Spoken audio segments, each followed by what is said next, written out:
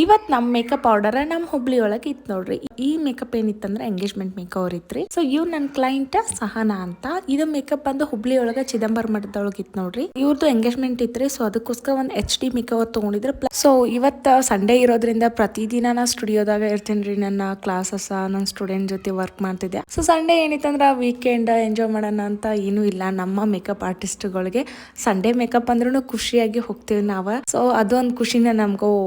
Makeup ಅಂದ ತಕ್ಷಣ ಇವತ್ತು ನಾವು ಬೇಜಾರ್ ಮಾಡ್ಕೊಂಡು ಇವತ್ತು ಬೇಡ ಬಿಡು ಅದ್ ಬೇಡ ಬಿಡು ಅಂತ ಹೇಳೋ ಸೀನ ಇಲ್ಲ. ಖುಷಿಯಿಂದ ವರ್ಕ್ ಮಾಡೋ ಕೆಲಸ ಅಂದ್ರೆ ನಮ್ಮ ಮೇಕಪ್ ಕೆಲಸ ನೋಡ್ರಿ.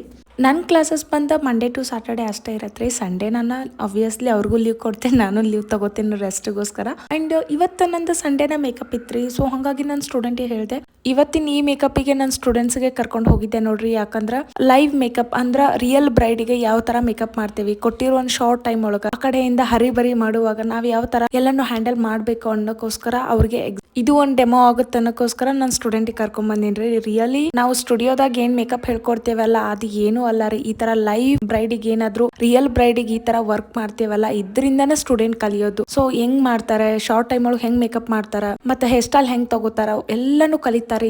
ನಾನ್ ಕಲ್ತಿರೋದು ಆಲ್ಮೋಸ್ಟ್ ನಾನು ನಮ್ ಸಿಸ್ಟರ್ ಜೊತೆ ಹೋಗಿ ರಿಯಲ್ ಬ್ರೈಡ್ ಜೊತೆ ವರ್ಕ್ ಮಾಡಿ ನಾನು ಅಷ್ಟೊಂದು ನಾನು ಪರ್ಫೆಕ್ಟ್ ಆಗಿರೋದು. ಎಲ್ಲಾನು ಶಾರ್ಟ್ ಟೈಮ್ ಅಲ್ಲಿ ಹೆಂಗ್ ಸಿಚುವೇಶನ್ ಹ್ಯಾಂಡಲ್ ಮಾಡ್ಬೇಕಂತ ಕಲ್ತಿರೋದೇ ಅದರಿಂದ.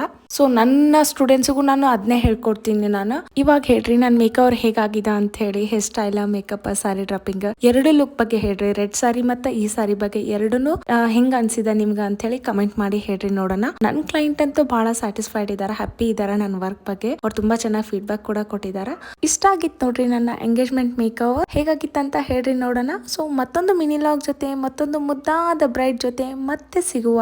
ಅಲ್ಲಿವರೆಗೂ ಸ್ಟೇ ಟ್ಯೂನ್.